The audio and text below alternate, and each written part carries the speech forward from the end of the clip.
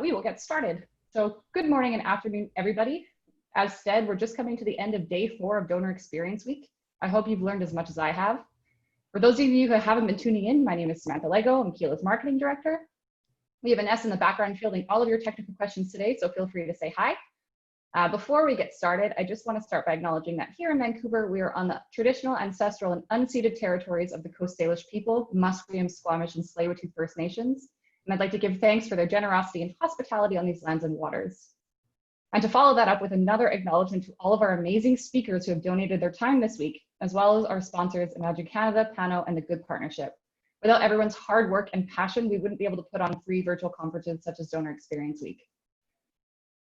Donor Experience Week is about creating inclusive, robust online experiences for your donors. With COVID-19 reshaping the face of giving, it's more important than ever to be set up online and practice good digital acquisition and stewardship strategies in order to meet donors where they are. There's no one I can think of more apt to speak on this than our next speaker, Brady Josephson.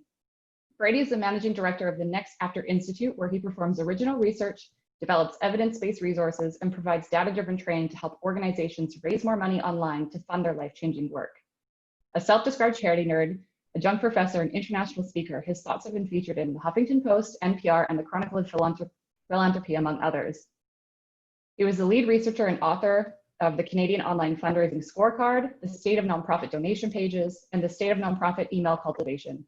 Brady is also a host of the Generosity Freak Show, a podcast discussing how we can improve, optimize, and grow giving. We've been lucky to have him present at a number of our other conferences, Donor Experience Week last year, and our Plugged In conference, and now Donor Experience Week 2020. In this session, he'll be diving into 5 research-backed ways to grow and optimize your fundraising. And whether you're new to fundraising and marketing or have been doing it for 20 years, you'll come away with a few new insights and ideas to implement and try for yourself. We encourage you to ask questions throughout the presentation in the Q&A box or the chat box, and we'll get to them at the end of the session. Reminder, you will receive the recording along with a slide deck at the end of the conference. And so with all of that out of the way, I'll pass it over to you, Brady. Awesome. Thank you so much. And thanks everyone for coming. The end of a 4-day online experience. So hopefully you've still got some energy left. My son, who's about 2 and a bit, he's just been starting to crawl out of his crib.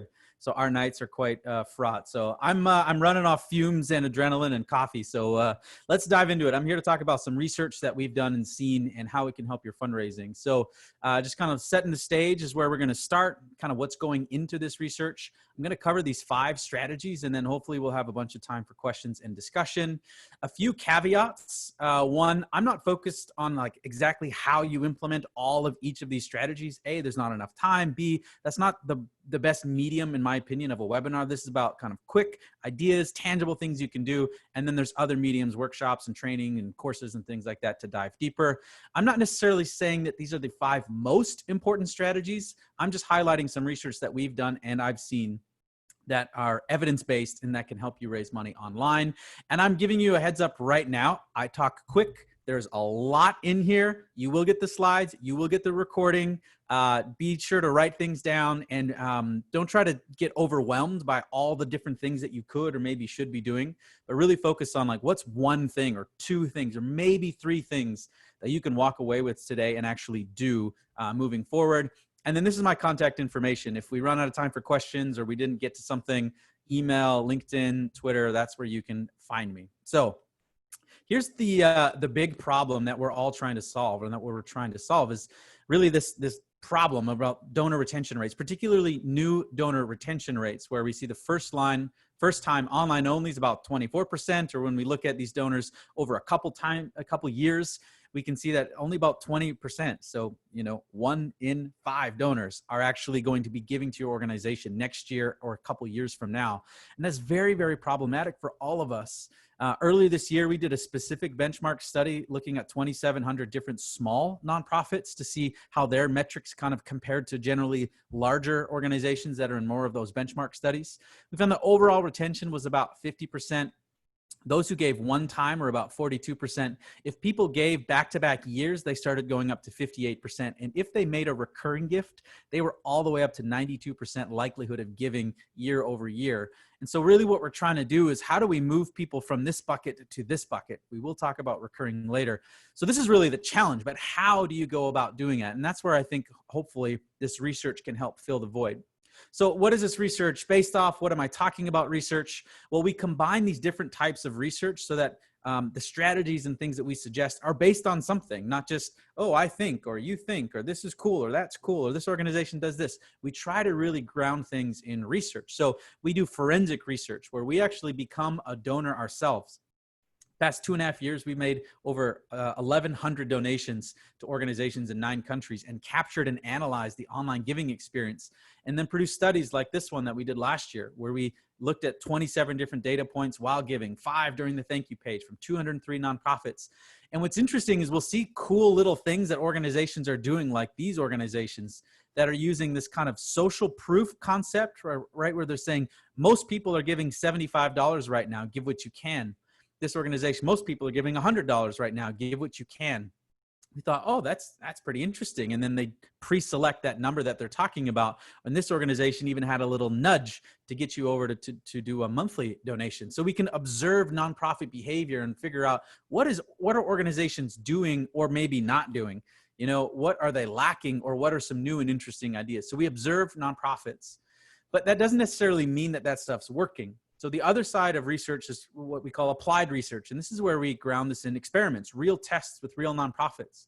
So we have a publicly accessible library, over 2,500 experiments, 450 of which were brand new this year. And you can actually see the exact organization, the control and the treatment, whether it's statistically significant, the key learnings. This is open source for any and all people to access and contribute to.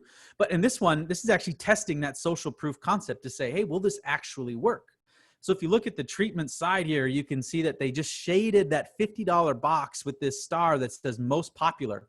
And just by making that one change, they saw an 8% increase in conversion rate, or likelihood of people to give, a 15% increase in average gift, or the generosity on average, which means 24% increase in revenue just by that one little change on their donation page. And then when we dive deeper into the data, we can see that it's actually driven mostly from people on a mobile device who are moving quicker. And so these types of nudges and pre-selections we see have a bigger impact for people on a mobile device. But what we're trying to do through the experiments here is understand, what is it that people do? I think I know what I do. You think you know what you do. You have opinions. I have opinions. We're really bad at actually guessing our own behavior and guessing donors' behaviors. This is why experimentation is very, very critical. And then we try to line this up with academic research, or things that are out there produced by academics or researchers or thought leaders. And so even this concept of, social proof, this isn't a new thing, right? Robert Cialdini wrote the book Influence years and years ago. But it's this idea that we'll actually mimic other people's behavior if we know that they're doing it, even if we don't know them, even if we don't know if it's true. We're so socially wired and connected that we kind of naturally want to copy other people, right? This concept of social proof. And we've seen this applied in the philanthropic space. So in this book, The Science of Giving, in one of the chapters, they talk about this study that was done in public radio. So they're doing a phone campaign, common in the public media space. And all they did is they had this control where they didn't reference any previous gift. Then they'd say, hey, the person before you gave $75. Would you consider making a gift? The person before you gave $150, would you consider making a gift? And the person before you gave $300, would you consider making a gift? And you can see how the graph goes up. The more that they kind of preceded the fact that the person before them was more generous, they found that just by citing a $300 previous gift, people gave 29% more. You don't know who that person is. You don't even know if the person on the phone is telling you the truth, but we're more socially wired and connected. So this is what we're trying to do by Marry Up. What is it that organizations are doing or not doing? What is it that people do or not do? And what do we know about academic research or human behavior? And we try to kind of triangulate that to come up with these tips and strategies and ideas. So that's one thing to consider, is how can you use social proof, but B, just some background in terms of where we're coming from.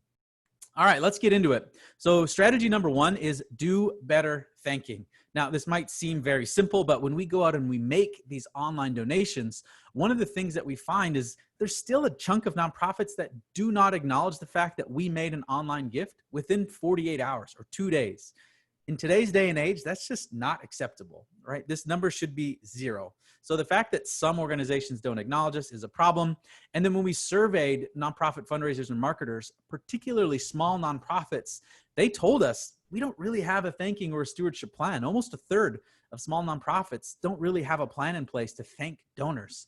So one, this is both philosophically important, and I'll show why it's kind of more ROI important, but make sure your donors are being thanked. So beyond that, how can we actually thank donors? How can we be more strategic? Well, one, what's the message that we're putting in that thank you email or receipt or phone call or letter? So luckily, some folks have done some more work and research. One of them is Roger Craver, who works at Donor Voice and is behind the blog The Agitator. He literally wrote the book on retention fundraising. And in it, he says how saying thank you is like donor retention, easy win number one. But specifically, he says your thank you should focus on why the gift is appreciated, why the gift matters, and how the gift is being put to work immediately. So when we look at kind of examples that we've seen some good examples, and I want to highlight this one from Food for the Hungry here, because if you kind of look at this very, very first sentence, and it's a little small, so I'm going to have to look at my second screen here. It says, thank you for your gift of $20 to Food for the Hungry. Right now, you're lifting a life out of poverty. Your generous gift is going to work immediately to help families where it's needed most. You can see in that one line how they're doing what Roger Craver suggests in his book of saying, how do you make sure that you let them know the gift is appreciated, it matters, and the thing that we most often do not see is how is it being put to work right now? That's a critical piece. So don't just thank donors, but be strategic with the message. One of the other research studies that we looked at, this organization we're actually partnering with to create some new research and content this year. They won an award from us in our conference a year ago. But the Institute for Sustainable Philanthropy did a bunch of research around the power of thanking. And one of the studies in there looked specifically at the Goodwill in Washington. And so if you've ever been to a Goodwill or a thrift store, that's actually one of the ways that people, that these organizations fund their cause, right? Is you can shop kind of at thrift stores, and that's a way of giving. So they said, well, how can we make shoppers, and that's how they donate or support the cause, how can we make them feel better about the shopping that they're doing, and how can we make them more generous over time? And so they specifically looked at the type of thank yous that they could send. So they actually sent 3 different type of thank yous over this 4-month time period and then tracked the impact of this. So I'll walk through these different treatments that they did. And the first one was this control treatment. Well, this is a pretty good thank you, right? It says, thank you. We know you're used to getting emails. Thank you for every dollar. Thank you for making your roundup donation when possible by shopping at Goodwill. And they talk about the impact or how the donation can and will be used. So the control or the baseline here is actually already a very solid thank you. But then they said, well, what if we could make this even more kind of like hyper impact focused on one person? So here, the change that I've called out here is they added in these sentences talking specifically about Shante and even more about how she has a new career in hospitality, how you've given a chance for Shante to kind of have a better life. So they kept the thank you and added more detail around Shante. And then in the third condition, the community condition, they added in some language talking about kind of this communal aspect. You know, when you shop and round up and give, you are part of thousands of people helping the greater Goodwill community change lives.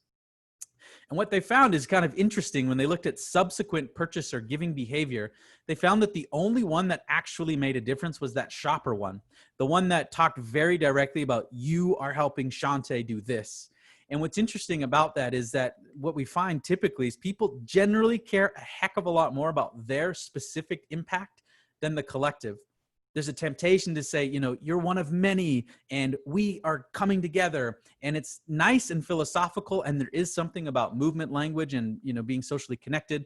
But generally speaking, when it comes to how do you get people to give and how do you make them feel better about the fact that they gave, you make it quite a one-on-one type of deal where, like, if you don't give, something bad may happen, or if you give, something good happens, and it's solely because of you. And the better that we can make people feel, then we can tap into this concept of reciprocity, where once we receive something, in the world of philanthropy, once we give people this kind of good feeling, or it's called a warm glow, they're actually more likely to then respond and give back and be more generous. And this is how our thanks and communication can actually help, A, make the donor feel better, but B, lead to more revenue further on or later down the stream, or later on as they get to know our organization. So how can you be more strategic? Thank and acknowledge the donor's specific impact, not just yours or even the community at large. And what's interesting is they tracked this over 4 months, and then they surveyed those folks. And what they found is that people, where before they received a thank you message, felt kind of guilty almost about their shopping. And after they received thank you messaging in any condition, they felt more positive about something they had done months previously in terms of shopping, which means that these types of thank you messages actually shaped the donor or the person's perception of something that they had done in the past and made them feel better about it and made them more likely to do something in the future. So this is like inception level mind stuff, you know? This is amazing that what we can do with just some simple messaging, right? It's really, really powerful. So how else can we do it is maybe use the phone. So we just completed one of our brand new research studies where we actually looked at email, mail, phone, and text to see how we were being communicated to over 4 months. And very few organizations use the phone at all. Only one organization texted us, and less than 10% of organizations left us a voicemail, even though we've seen that just by getting a thank you call within 90 days of a gift, it can lead to 8 percentage point increase in donor retention, double the size of the second gift if they make one. And people were 203 days quicker to make a second gift. This research looked at over almost 2 million donor records from 3,700 nonprofits over a couple-year period to see just by getting a phone call had this type of impact on people's generosity. So you might be like, let's get on the phones, right? But there is something to say, maybe we should be calling online and offline donors. But it's not just calling, it's like what you say, right? So one of our researchers on the project who was going through the phone call slacked me this and said, all but one organization that called our offline donor were just calling to know our gift designation. None of them even said thank you.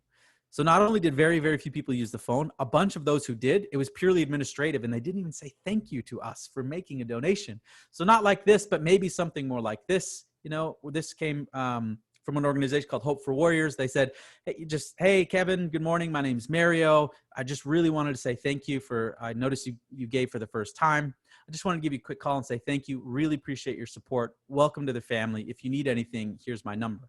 You know, is it a perfect voicemail? No. And according to Penelope Burke, who's done plenty of research in thanking, especially on the phone, she'd say that's actually not very good.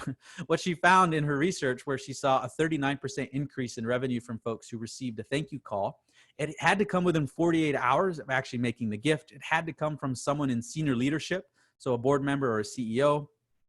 And they had to use language that was very much just focused on thank you, no kind of ulterior motive. So that example that I showed you did the third one, but I didn't know who Mario was, and it didn't actually come within 48 hours. So all these things can get better and improved, but the idea here is, can you call online donors promptly, maybe from a senior leader, and just say thanks? Now you might be saying like, I don't have time, I don't have money, I understand.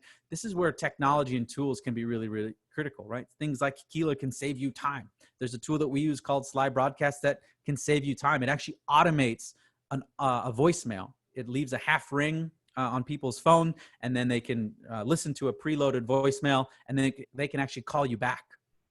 It's pretty cost effective. And again, you can do different voicemails, you know, one-time donor, recurring donor, lapsed donor, major donor. You can record different voicemails and automate it when it goes out. So the idea is, how can we thank donors better, not just through our messaging, but also through different channels like the phone, for example. It's got to be quick and specific to them, really focus on the impact and how it's being put to work. If you call your donors, try doing it sooner and focus on gratitude, and maybe there's an opportunity to automate that process. All right, so that's strategy one, do more thanking, do better thanking. Strategy number two is do more cultivation. So when we do research studies, we define cultivation as basically any type of communication that isn't an ask or isn't a solicitation. That's basically the differentiator. What's the primary purpose of this email or mail or phone call? Is it to get us to give financially? That's a solicitation. Everything out, newsletters, reports, all that kind of stuff, that's cultivation. And we calculate what we call the cultivation ratio to see how many cultivation touch points do we get over time, divided by the number of solicitations. And so when we became an email subscriber and a donor, we found that the email subscriber got cultivated basically twice as much as when the donor, when we actually made a financial gift, we actually received less cultivation. And if we look at that over time, you can see that the donor starts getting a little bit less cultivation and a little bit more solicitation over time, a trend that we've seen in a few different studies, which hints at maybe we have a thank you strategy in place, but as time goes on, this donor, we don't really know what to do with. So we start asking them again, and our algorithms say they gave, they're more likely to give, which is true, but we can't let go of cultivation. Cultivation communications are paramount. And then this recent study, when we looked at multi-channel, we saw roughly the same ratio, 1.7 for the donor, and it was a little bit higher for offline donors. If you look at the timeline for these two, you can see the online donor, there's no real discernible trend, but the offline donor is starting to get a little bit less mail cultivation as time goes on, and they are starting to get asked in the mail a little bit more as time goes on. And again, cultivation is really, really key. One of my favorite experiments that our team has done here is looking at the power of cultivation. And so what they did is over a 6-month time period, this organization just sent one more email that only said, here's a blog post, here's a video, here's something you might be interested in from a community manager. One more email a week over 6 months. End result, they saw a 54% increase in email engagement, opens and clicks, more engagement, and a 42% increase in revenue by sending more emails that did not ask. More communication, no asks, more engagement, more revenue. This is a fundamental principle about good online fundraising, and we don't always see it.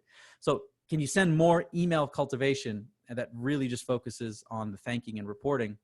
And if you want to be more strategic, one of the things we look at in our study is an example from Doctors Without Borders, who did a Giving Day campaign all around World Refugee Day. They sent 3 emails and a text message on the day, which is kind of interesting.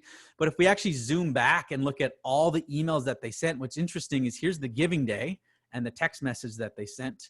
But for about a week and a half before, look at all this priming cultivation content they sent. You know, here's a quiz for you to take. They had an interactive experience. Here's the problem that refugees face. Here's how, you know, there's a refugee crisis and COVID, why this is a double whammy. And then tomorrow is World Refugee Day. So they used a bunch of their communications leading up to the day. It's not just about the day.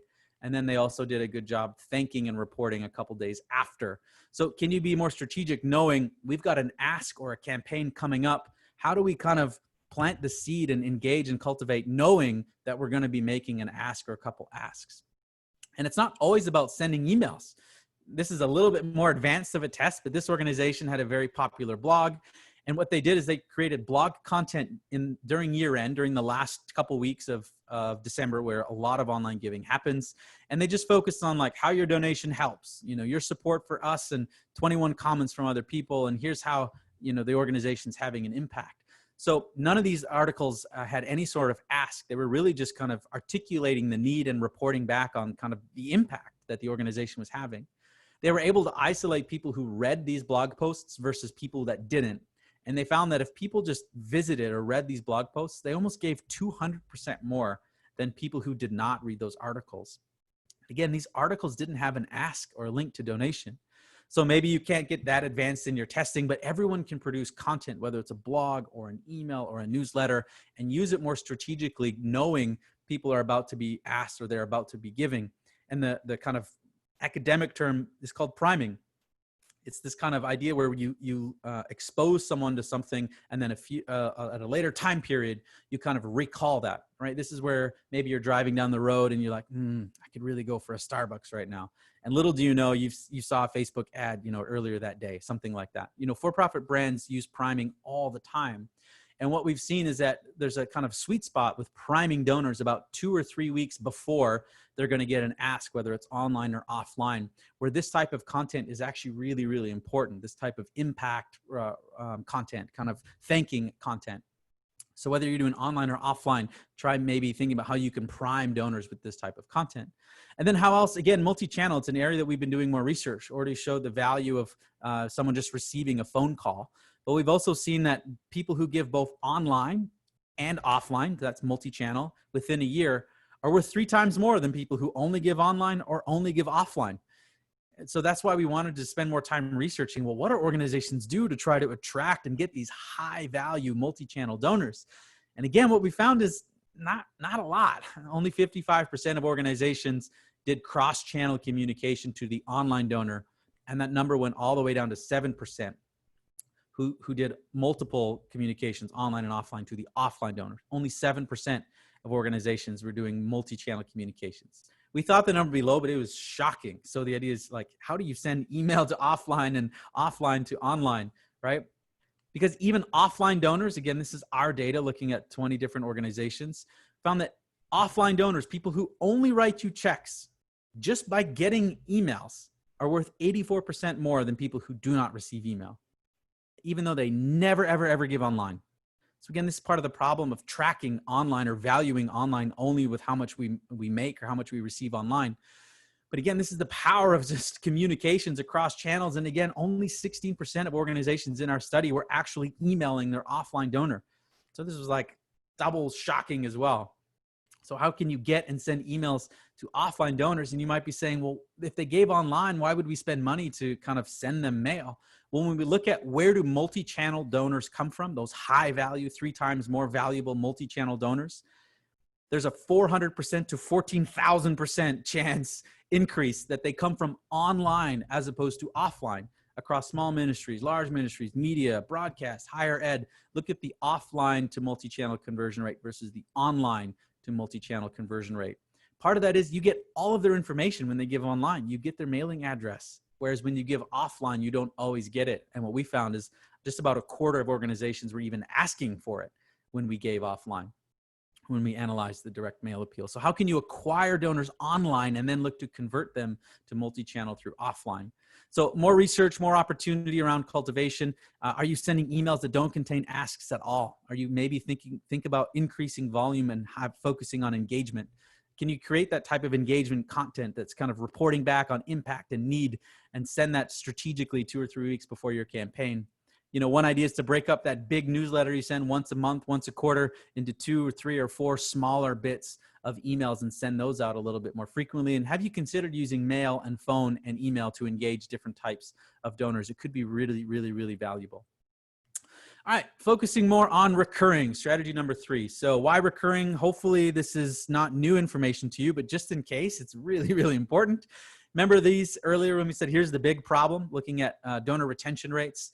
Well, look at what happens when we look at recurring donor retention rates. We go from 24 to 63, or we go from 21 to 60, or for small nonprofits, that retention rate goes all the way up to 92% retention for donors who are giving every single month. And that's why monthly giving compounds, or when you look at a chart over time, one-time donors versus recurring donors, it looks like this. Look at how much more valuable monthly donors are over time. And the real opportunity here is digitally acquired first-time monthly donors. So this group at DonorCentrics does a Sustainer Summit where they look at $2 billion of giving from 17 million donors, and they've been tracking them for years.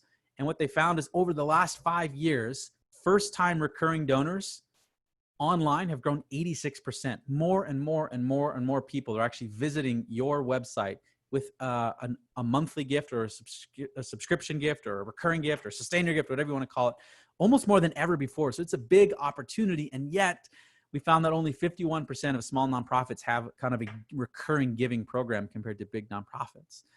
So the secret, this is really frustrating. How do you grow recurring giving? It's to focus on recurring giving. And you're just like, it's so dumb. But when you actually get into it, if it's not a priority to you and your marketing and your communications and your fundraising, then it doesn't make its way out as a priority to your donors and they don't do it. We see that when we make online gifts. We found that 3/4 of organizations use what we call a simple approach to communicate why someone should make a recurring gift during the one-time giving flow. And that looks something like this, right? Here's a little checkbox. Make this a recurring monthly gift. So the question is, why would you check that box? Unless you've come to this website, come to this place with, I am going to make a monthly gift in mind, this organization is doing nothing to help me make that decision. Not a nudge, nothing, right? It's solely up to me as the donor to choose to check a box. And generally speaking, humans do not like to check boxes that we don't need to check. In fact, we found that only 7% of nonprofits had what we would call a value proposition or a reason why you should become a recurring donor.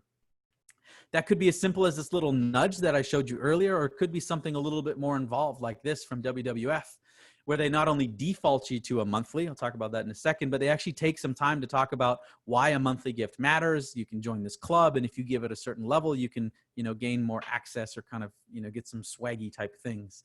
But it's a value proposition as to why you should make a recurring gift. This organization just threw a "did you know" in there. Did you know when you make a monthly gift, Instead of a one-time gift, you help the organization reach more people with the gospel, which is their mission. By adding in the did you know, they found a 48% increase in new recurring donors just by adding that little did you know, by giving a reason why someone should possibly make a monthly gift. Now, this one's a little bit more advanced, but I think it's super cool in terms of a prompt or a pop-up. So 14% of organizations in our study had what we call the prompt or a pop-up. So a prompt is something more like this, is kind of like a little nudge, right? Of saying, hey, maybe you should make this a monthly gift. This is a test where they used the nudge and the nudge with social proof. And they found that not only does the nudge work, but the nudge with some social proof around it helped increase recurring donors almost 30%. So maybe that's a more subtle way to try to like nudge people to a recurring gift. And maybe that's where you can use some of that social proof. Or again, this is a little bit more advanced, but there's more and more tools now that are building this into their donation flow, where instead of that checkbox, make my donation recurring, when you click donate, you actually got a pop-up that said, before we process your gift, would you consider something? They articulated the value proposition, and then they said, yes, big green button. Yes, convert my gifts to $15 a month, or sad white button, no thanks.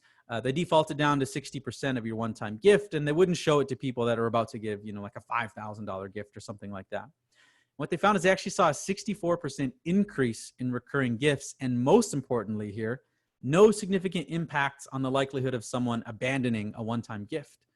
So the concept at play here, and one that we teach and train in our institute, is that there's this thing called cognitive momentum, where the hardest part is to get someone to just start making a decision. But once they start making a decision or make more decisions, or in this case, start putting in their information, they're actually a lot more likely to keep making decisions, or now they're kind of like, pot committed. So it's harder for them to abandon the process. So if you've made the decision to give, you've put in an amount, you've put in your credit card amount, and you're at the very last stage and click submit, and then you see something like this that says, hey, if you give monthly, we'll actually give another 1,000 meals thanks to a partner who will match it. You're being really efficient and effective here. Like, boy, aren't you smart? And instead of giving $20, what about if you just gave $9 a month instead? All you have to do is click this one button to give less today, be efficient, effective, and trigger another $1,000 meals. And if not, no worries. You can just click this button. Right? You can see why someone maybe said no to a monthly gift early on, but now that I'm in this stage of the journey, the value proposition is really strong. Less today, more impact. I'm efficient and effective. Another 1,000 meals, boom, done. One click, right? So this is a little bit more advanced, but maybe this pop-up or prompt in the one-time donation flow can kind of nudge people that way. Again, I mentioned how some organizations default to a monthly gift. We found that's about a 10% or 11% of organizations where you land on the donation page and it's pre-selected monthly. That's what default means. And the idea that they're operating from here is a principle called status quo bias, where we're more likely to just stick with something that's pre-selected for us. Now, sometimes this is a fault. Donors will actually make a recurring gift and they don't even know it because status quo bias is so powerful they don't even realize. But if you do default, something that we've learned in our experimentation and testing is to have a smaller donation amount as the first one. So something that we've tested our way into is, instead of it being a checkbox, having a tabbed approach. So single gift versus monthly gift, you can see how it's on a tab. And our hypothesis is that it's less intrusive. You still make the decision before you choose the amount, so those sequencing plays a role. But instead of it being a checkbox that you have to uncheck or check, it's a tab, which feels a little bit more passive and like you're a little bit more in control. We found that actually works. But here they said, well, what if we started with a $10 amount as opposed to a $15 amount? They're still pre-selecting the 20. And by starting with a lower amount, they saw a 125% increase in people who became a recurring donor. And no difference in average gift. That's always the worry when we start with a smaller donation, is that it's going to bring the average down. But we found that it didn't. It actually, the average was the same and more people did it. So going back to that pop-up test, they said, well, what if we can kind of play around with numbers and maybe default to a higher amount and kind of, squeeze a few more dollars out of people? Donors are quite perceptive. And they actually found that by defaulting to 19 instead of 15, they decreased revenue per visitor. So if you default, try starting with a smaller gift amount. What we think is happening is people see a high amount and they say no. Whereas if you see a small amount, you go, I could maybe do 10. And then as you move from left to right, like we do in North America, you see the pre-selected 20 and you go, you know what? I think I could actually do 20. And so you end up giving 20, whereas before maybe you would give nothing. So try defaulting. And if you do, maybe consider starting smaller. So some ideas to prioritize or optimize recurring is make it a priority, assign responsibility, make it a goal. If it's not a priority to you, it won't make its way out into the world. Try having a reason, even if it's a little subtle nudge about why someone should make a donation or a recurring donation. So a nudge, maybe with social proof. You could try defaulting, especially if you're a small nonprofit. Recurring donors are worth 10 to 11 times more for small nonprofits. So even if you lose some one-time donors, it might be worth it for you to get recurring donors. And if you do, try lowering that first amount. And another like kind of pro tip is if you can offer a direct debit or EFT or ACH or a way for people to directly connect their bank account as opposed to put it on their credit card, you should see an increase in donor retention and lifetime value, and no negative impact on the online giving experience, at least based on our experience. So those are some ways to focus and optimize, improve on recurring. All right. Number 4, small actions lead to big actions. So one of the things that we focus a lot with our clients and in our research is like, how do you get a donor, right? Everyone's looking to find new donors. And so in this experiment is saying, well, let's use Facebook ads. There's a lot of donors on Facebook. I've heard it's very successful. Facebook ad to a donation page, not a single person gave. This is just, it's really sad. If you've ever ran a campaign with a conversion rate of 0, and I have, it's very sad, right? You just want to curl up and cry. So then they kind of thought about these different principles and said, well, what if we offered them something of value, like a content offer, like an ebook first? And then once they downloaded that, we'd say, thank you so much, it's on its way. And then we'll ask them for a donation. Again, this element of reciprocity. And by doing that, they saw a 1.1% increase in conversion, which may seem small, but when you compare it to the alternative, it's an infinity increase in revenue, and an infinity increase in conversion rate, and an infinity increase in average gift. And so now it's like, jackpot, this is amazing. You know, you feel great when this actually works. So again, this idea of reciprocity is at play here. And what we found when we look at, did they sign up for a petition? Did they choose to get an ebook, or did they sign up to get an online course? You can see as the donor time investment goes up and up and up from like 10 seconds to 8 weeks, the likelihood that they instantly become a donor also goes up from 0.3 to almost 6%, because there's perceived value in an online course is way higher than perceived value in a petition. So these two things are kind of related. The more perceived value we offer the donor, the more likely they are to give back. So this is actually the model that we use with clients and we teach is go from a content offer, you promote it somehow, you acquire the email, and you instantly ask that person for a donation. The kind of behavioral economic theory here is called foot in the door technique. And again, it's people are more likely to agree to a large request after having agreed to a small request. Do you want to donate? No. Do you want a free ebook? That's interesting. Sure. Now do you want to donate? Okay. Right. That's kind of how it works. So the idea is, how do you acquire emails first as a route into acquiring donors? And we see nonprofits are not doing this at all.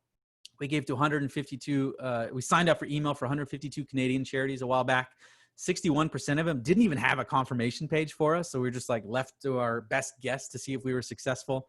And only 22% had any type of call to action, not even asking for a donation, just anything at all. So A, like have a confirmation page at the very least to say success, don't leave donors in the limbo. But B, how do you move them to action? When we did this study in the US, found that 60% of nonprofits in the US, after we gave them our email, had nothing for us to do. No share on social, no survey, no donate, nothing. So I've already expressed interest. I've given you my email. I'm on your website. What else can I do? So small actions that lead to big actions. And it's often email acquisition to donor. But sometimes we've seen even for people whose email you have, asking them to do something before they give can have a positive impact. This organization was doing a disaster response, right? There was a hurricane somewhere. It seems like there's hurricanes all the time now, which is terrible. Anyways, they were doing a disaster response. And instead of asking people to give on the control, they asked people to pray first. So if they clicked give, they would go to this page and they could complete their donation for hurricane relief. Or if they clicked pray, they had to fill out this little form first, name and email. But again, you sent them the email, so you have their email. And then after they completed this, it was like, thank you so much for praying. We'll send you updates. Oh, by the way, while you're here, would you consider making a gift? By actually adding in the step and asking people to pray first, they saw a 30% increase in donations. So can you ask for that kind of easier non-financial action before asking for a donation in context? So again, if you're not faith-based, don't ask for prayer, but maybe it could be, again, petition or ebook or download. We've gotten to the point now we're in like welcome series. We've almost removed all direct asks. We just deliver content. And then once people take advantage or use that content, we say, hey, did you like that? What about leaving us a donation to help, further this impact? This is a very, very powerful concept. So how can you use small actions to lead to big actions? So how do you get donors to say yes, either in an actual action or just in their mind, to keep that cognitive momentum working for you? Is there a secondary action, a pledge or a reminder, a survey that you can start people with who are maybe less motivated to kind of get them moving in the right direction? For donor acquisition, consider moving email signups through content offers and then an instant donation ask, maybe even experiment with a recurring instant donation ask. And there's maybe a way to ask for a second gift or an upgrade to recurring on the thank you page, something that we've seen work and be successful. But, consider having some action for people to take after they sign up or make a donation. Oh, and make sure you actually have a page after they do that. So that's strategy number 4. And strategy number 5, this also sounds like very simplistic. Be more clear. Like, thanks a lot, Brady.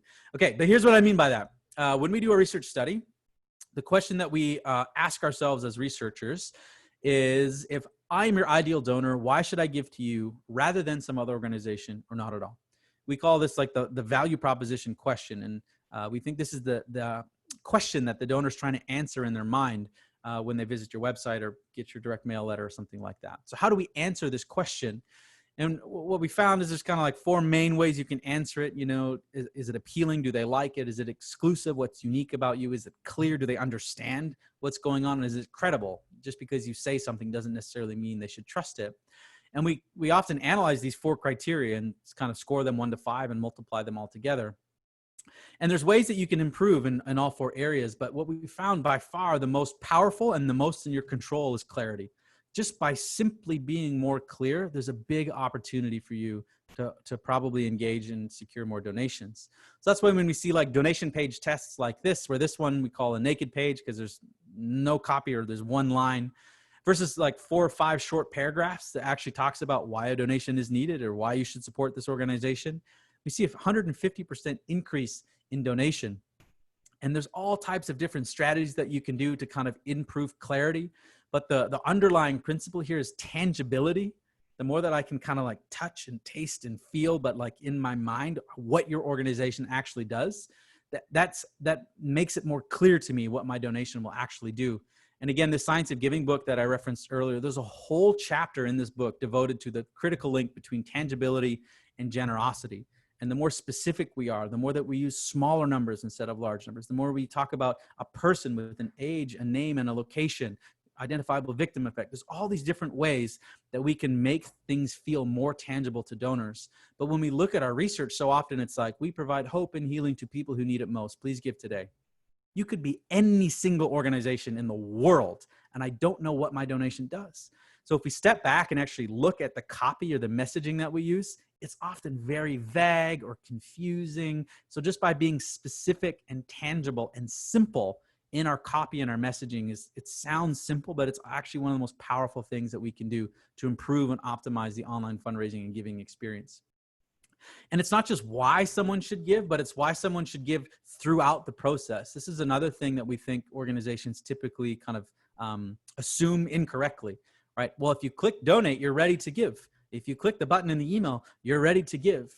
But the idea is there's little decisions that people are making throughout the entire giving experience. And our messaging is one way that we can influence it throughout the entire giving experience. So for example, this experiment, the only difference is these kind of few lines under the donate button, talking about your tax deductible donation and what it will do. And then kind of an impact statement is, every 7 minutes, a new health journal site is created.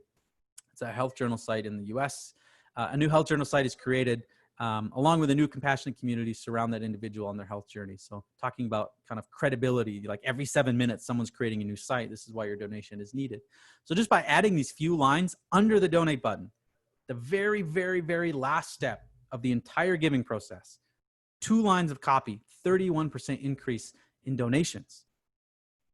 So we can influence someone's generosity or likelihood of giving throughout the entire process. It's not just at one step. Sometimes organizations have to use pretty clunky donation tools, or this organization's a child sponsorship organization, so they use like a checkout cart, which generally speaking is very bad for one-time or recurring only online donations. but they have to have these steps. That's the tool that they had. So they said, well, what if we could put this like little sticky bar at least that's present throughout all the different steps to at least remind people or have some value proposition. In this case, it was a testimonial about why they should give. They actually tested 4 different messages, whether it was a famous celebrity, just another sponsor, an impact message.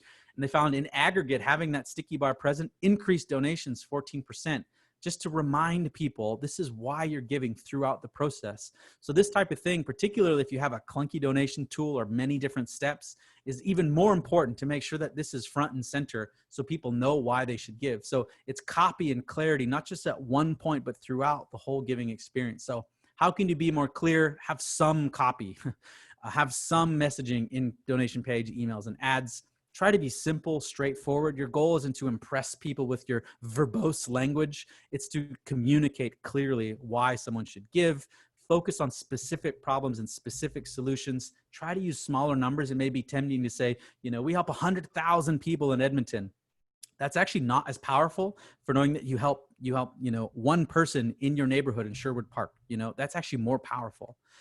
Try to establish closeness. So this is the idea of, you know, my mom had and still has a bout with breast cancer. So if someone communicates to me about, you know, your donation today will help other mothers who have breast cancer, that's this element of closeness.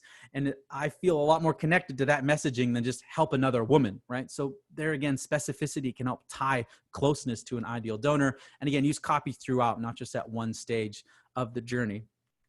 So hopefully you have a couple little tips in there, you know, the recap on the research-backed strategies here. Do better thanking. It's a real opportunity, and it's one of the first engagement points that we have, especially with new donors. How can we then do more cultivation? How do we go beyond thanking and use content and reports and updates to increase engagement, because it does lead to downstream revenue? Instead of asking for a big action, maybe like a donation, how can we structure smaller actions that lead to those actions? Can we focus more on recurring? They're worth a lot more in a year and way more over their lifetime. So there's different things that we can do, like giving them a reason why they should become a recurring donor. And throughout all this, how do we just be more clear? Read stuff out loud. Ask your partner or spouse to read something to you. Get some feedback from other people.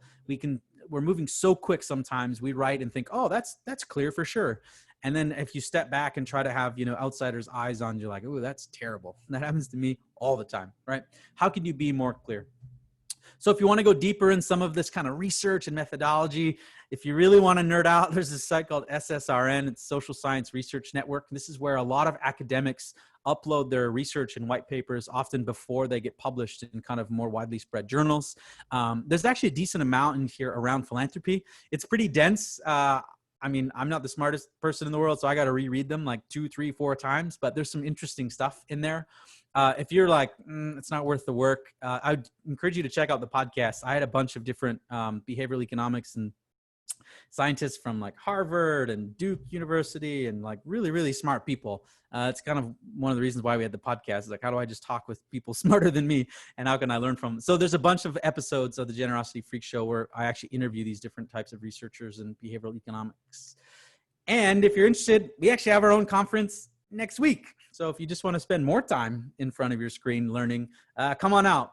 We've got some amazing folks like Dan Pallotta is doing a session, Jen Shang, world's first PhD in philanthropic psychology, Reggie Rivers talking about virtual events, and Brian Miller's doing a whole workshop virtually. He's a magician and a TED Talk. He's got some cool stuff.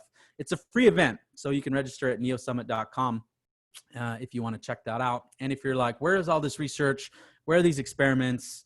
Just go to nextafter.com, and hopefully our website does a decent enough job where you can find what you're looking for. So that's it from me. Hopefully we have plenty of questions. If you don't, fire them in. If we don't get to them, or you feel embarrassed to ask, don't be embarrassed to ask me. That's my email, Twitter, and LinkedIn. I'd love to connect with you there.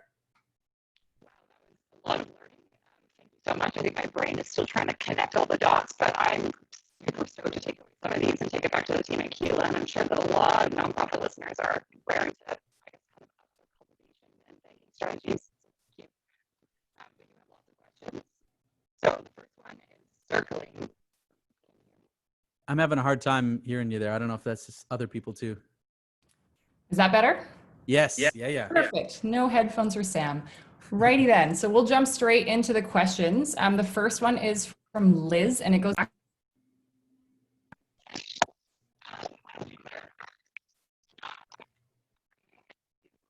I can't hear you again, Sam. I don't know if it's just me or if it's other people.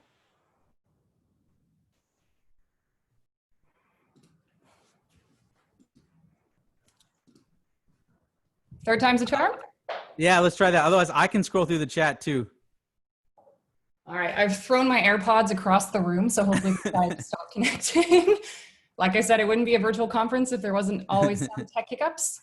Right, so back to Liz's question. So her question is about the thanking. So she's wondering whether the 31% of nonprofits who didn't have a thanking stewardship plan, was that for email or mail for nonprofits? She was wondering if there was No, the question was just, do you have a stewardship plan at all? And just about a third said, nah, we don't really have a plan. So again, I think if we're all honest with ourselves, that number is maybe even a little bit higher. But still, that was pretty shocking that there was so many people that didn't have a plan. It's definitely something to attend to if you have noticed that about your own organizations as well. I think thanking is the most important thing. The next question is coming from Dave. Brady, if we send a personalized email in addition to the automated tax receipt to a donor to say thanks, and they don't respond or acknowledge the email, is it best to follow up with a phone call, or are we being too intrusive? No, I don't think it's necessarily being too intrusive. Again, what's the goal? I think, you know, as a human and as a donor, if you're purely calling to say thanks, it's really something that we probably can't do enough, especially if we're doing it well. So the general suggestion is your tax receipt isn't the thank you, it's a tax receipt. So for sure you should say thanks in that, but that is not sufficient as the thank you. You should also do some kind of other thank you, whether it's through the phone, through email, through the mail, or all of the above. That's the main thing, is don't confuse just like, oh, we delivered a tax receipt, they've been thanked. No, that's actually something different. So again, I think there's this perception of like, oh, we don't want to over communicate, donors want to hear from us. I don't actually know how much that's true. If we do quality communications, all of our evidence says if you do quality communications and you do more of it, you engage more people, you raise more money. And for the people that don't want it, great, they unsubscribe and move on. Don't worry about them, you know?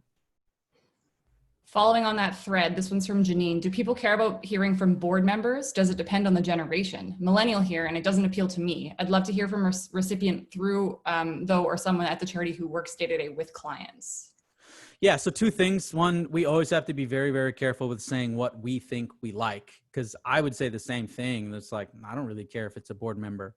But Penelope Burke has done some testing and says when it comes from a senior leader as opposed to a programs person or staff, it actually has more impact. Now, I don't have any data to support this. I do think it's somewhat generational. I think we have more opportunity to do like programmatic people, right? So if you're a medical organization, how do you have a message from a doctor? Or the reference I use, I was advising a company called Chemo Cars for a while. And so it was like Uber, but for chemo patients. You know, how do you get rides to and from? And part of their thank you plan was they just had people that use their service upload a voicemail, and then they just sent new donors a voicemail from an actual person who used the service saying thanks. And again, it's just narrowing that gap. Like, I don't really care that much about the organization. I want to help the patient. So just let me hear from the patient. So I think that's maybe a little bit more, you know, new school thing. I think we can get too hung up on, is it the board members or the programs person? What we see is people aren't doing it at all. A board member is better than nothing. A programs person is better than nothing. So how do we start there and then figure out who the best person is? Again, this is a popular topic. Continuing on that, this one's from Kara. What gift level do you suggest for your thank you calls? Anything more than 0. That's the starting point. I think, you know, back in the day, we've had this idea of, you know, they have to give it a certain amount before it warrants us, you know, doing a certain level of acknowledgement. One, I think that's a very antiquated, bad approach. I mean, I learned it at grad school. We taught it at grad school, how to make the stewardship grid. And once you give it a certain level, then you get more things. Now that we have tools that can automate thank yous, personalize postcards, send out voicemails, I think there's less and less and less reason to from a cost standpoint. And again, if the goal is how do we grow donors over time, anywhere from 20 to 50% of your major donors start out as a $100 donor. So how you treat that person and how you build that relationship over time does lead to revenue. Sometimes it's years later, but that's the job that we have to do. And we look at donor retention rates and how giving isn't growing. It's actually declining in Canada and the US in terms of the number of people giving. It's because we take this approach. It's like, we won't treat you until you give at a certain level. And it's crazy to think like that. So I understand resources are a constraint, but start from how do we thank as many people as best as we can, instead of let's only thank you once you reach a certain point. I'm going to start by thanking you and then following up with another question about phone calls. This one's from Tom. So with a phone call, is it 48 hours from when they send the gift, received in the mail, or gift processed? It's a good question. I don't know for sure, but it would have to be processed, because you don't have the information until it's been processed. So, the idea is, and this is the advantage of online, is it's instant, it's processed instant. You have their information instant. Sometimes if you have to process a check, it takes a little bit longer to clear and all that different type of stuff. But my guess is that it would be 48 hours from process, but you can check out Penelope Burke, Donor-Centered Fundraising, and she may have that detail. I've got 2 questions here from Leland. So the first one is, how many emails should you use when you do priming? It's a good question. Normally it's not that many. Normally it's like 1, maybe 2. So at year end, where everyone's volume goes up. So year end is kind of November 15th through December 31st. Our suggestion is normally like your volume kind of has to go up a little bit too. It's unfortunate, but if everyone's sending more and you stay the same, then proportionally you're sending less. So it kind of depends on the time of year, but normally it's kind of 1 postcard or 1 email, kind of 2 or 3 weeks before you're actually going to make that appeal. What we found too is by showing Facebook ads, non-ask Facebook ads. So just like, here's a video, or here's content, or a blog post. Just by seeing those Facebook ads, we've been able to improve online and offline response rate by using that same kind of time window, 2 or 3 weeks before, a couple weeks after in the mail. With an omni-channel approach, that's a great idea. Mm-hmm. The second question is, why not use 25% of the gift amount? So $9 monthly versus 20 seems high. I would be tempted more by 5. Yeah, I don't know why they did that. That's not a client of ours. It was an experiment that we ran. I know that the organization works with a really good agency that does testing. So, I mean, at some level, the average gift is higher when you go up. So I don't know what the rationale was. We've played with those numbers a bunch with one of our clients that has the pop-up, and we haven't been able to find like the perfect recipe. That's why I think in general, it's like, if you want to start at 20, maybe consider starting at 15, or in this person's case, if you think 9, maybe try 5. At some level you go too low and it's actually not cost effective, but generally I think we start too high for recurring donors. Good insight. This next question is from Linda. Should we add a share our story, etc., in the page? Like in the donation page? I would assume yes. So on the thank you page, maybe. I think what's interesting about that is often, like, we click those buttons, and often they're such low value, right? So I just made a gift, and now you're asking me to share your donation page. Like that's a weird ask. What we have seen is, like, I think WWF is actually one of the really good examples where after we gave, they said something like, please share this story. And they actually gave us a piece of content. So we shared, like, why protecting the elephants is so important. That's a way better thing for me to share, as opposed to share, like, make another donation. So, like, I think a lot of times the asking people to social share, we just put it up there without thinking, like, why would someone actually do this and what do they get out of it? Or we've also seen people who use some data and say, if you share this means that one out of every 15 people that sees this will make a gift, which means we can help X number of people. So then it's like, oh, that's a way for me to use my influence and actually make a difference for something I care about. So same thing, like, we have to understand the reasons why someone should do that and communicate it. Just throwing up a button doesn't necessarily mean people will do it, or they understand the value of it. Mm-hmm. Thank you. Emily brings up a very good point. Lots of the prompts and content pieces on the donation page examples only appear at a certain stage. The tool we use doesn't allow this. So is it still beneficial if those elements are there throughout the whole process? Yeah, that's a really, really good point. Sequencing is actually very important, right? So the reason why that cognitive momentum pop-up works is that it comes at the very, very, very, very, very end, when all the information's in there and all you have to do is one click, essentially, to change your donation style. If that comes too soon, it can be very off-putting. If you start putting in, like, your email address and it's like, convert to monthly, you're like, whoa, what the heck? So sequencing is actually, really important. If you don't have that built into your tool, and a lot of them don't, one suggestion would be to try that on the thank you page. So after they complete the one-time gift, say, thank you so much. Here's how your gift will be. Here's why it's needed. Here's why it's appreciated. Here's how it's being put to work. Hey, while you're here, did you know that monthly giving is the best way to make a difference in such and such and is smart and efficient? You know, you can become a monthly donor today and give, you know, X amount. Ideally, it'd be a one click because you save their payment information. But even if you don't do that and have them, you know, do the form again, that's something that I would consider testing or trying. If you don't have more of the fancy bells and whistles, you should be able to do that on your thank you page. Excellent. Yep, that's a great idea. And then we've got 2 questions, I think, from Lori, and that'll finish us up. The first one is, do you have a good source for what to actually say to thank your donors? No, I mean, more than just the basics, I mean, of what I said, you know, you have to say thanks. You often acknowledge the gift amount itself, but say why it's appreciated, why it matters, and how it's being put to work right away. And then the idea is, how can you be even more specific about what my $20 is actually doing? And again, don't get too wrapped up with like restricted funds and we don't know. Who cares? This is marketing. How do I know my $20 is making a difference? Tell me about what I'm doing in the life of Shante. That's what I, as a donor, care about. So, you know, those are hopefully some tips and tactics. I know that Penelope Burke has some stuff around the actual thank you letter and more in like the direct mail worlds. So beyond that, I wouldn't have too much more to recommend.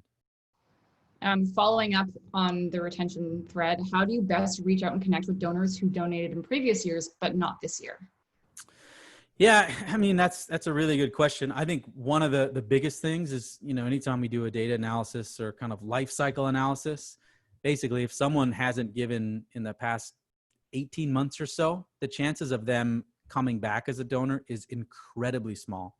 So this is why, how do we do all that we can in the first 3 months and then the next 9 months and then maybe the next 6 months to keep that person engaged, not let them get disengaged, because once they get disengaged, once they don't give, once they do lapse, it's really hard to get them back.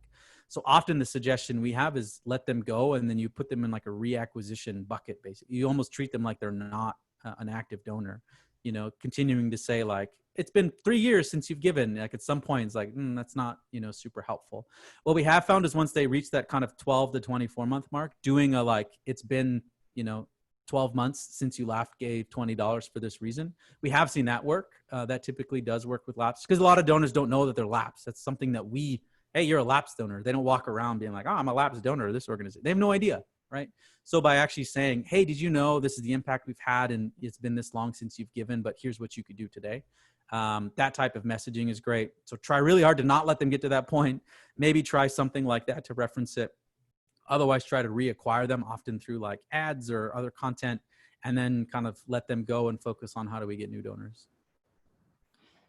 Thank you so much, Brady. That was a really informative, research-driven session, and you've given us all a lot to think about. And there's a lot we can learn from today's session. So again, thank you.